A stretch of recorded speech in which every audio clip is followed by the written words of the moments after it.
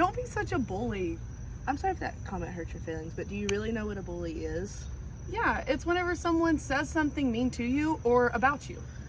Yes, but the difference between a bully and someone who is just being mean to you is bullying is something that is consistent. I will continue to do it, or it will happen over a long span of time. Me making one comment, it's mean and it may hurt your feelings, but that's not bullying. So if you told everybody that I was bad at basketball and they made fun of me for months, that would be bullying? Yes, that's one type of bullying. Whoa. There's more than one? There are 6 different types of bullying, ranging from verbal bullying, which 79% of people who are bullied experience this kind, to cyberbullying, which happens all on the internet, and 25% of people experience this type of bullying.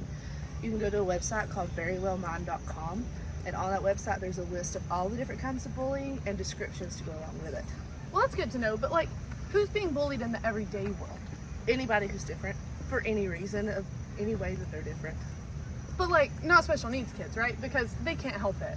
Unfortunately, yes, 12% of special needs students experience bullying, all because they're different. Even though it's something they can't help, physical, mental, intellectual, they experience bullying too.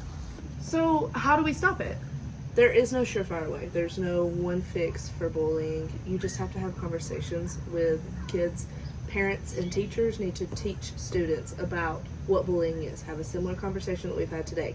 Teach them about the different types of bullying, what it means to bully, how to stop it from getting to bullying, how to apologize.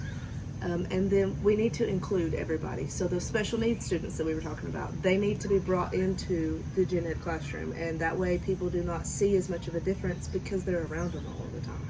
Wow, that's a lot of information to take in about bullying. It is, and unfortunately, if something is not done, it gets way worse. Worse? How could it be worse than feeling isolated and bad about yourself? For some kids, the isolation makes them feel like they don't even want to live anymore, and they will commit suicide. Suicide is the second leading cause of death among teens, making it 15% of teen deaths. 6% of those deaths are from bullying, and any student who has experienced bullying is 2 to 9 times more likely to consider suicide. So how do you know when a student is getting to that point? Most people will begin to withdraw from all social anything, family, friends. For some students, it's harder to notice because you have those kids who are just not outgoing, they don't have a lot of friends, and they don't talk to a lot of people. But it's just a change in behavior, especially extreme changes in behavior, stopping hobbies or things that they love. So once you notice, how do you help a student? The first thing you need to do is you need to talk to that child. You need to let them know that they're loved. Don't come at them, but you just need to let them know they're loved. And if they have someone to talk to, then if it's in a situation with a school, you need to let counselors, administration, teachers, any adult in the building know, because they are required to then report anything. You can also go to stopbullying.gov, and there's all kinds of tips and tricks on how to help prevent a student from going too far. Wow, I see now why you asked me if I knew what bullying really was.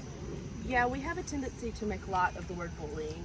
We use it a lot, and I worry that we'll become numb to what bullying really is, and we won't be able to hear the cries of the people who truly need us.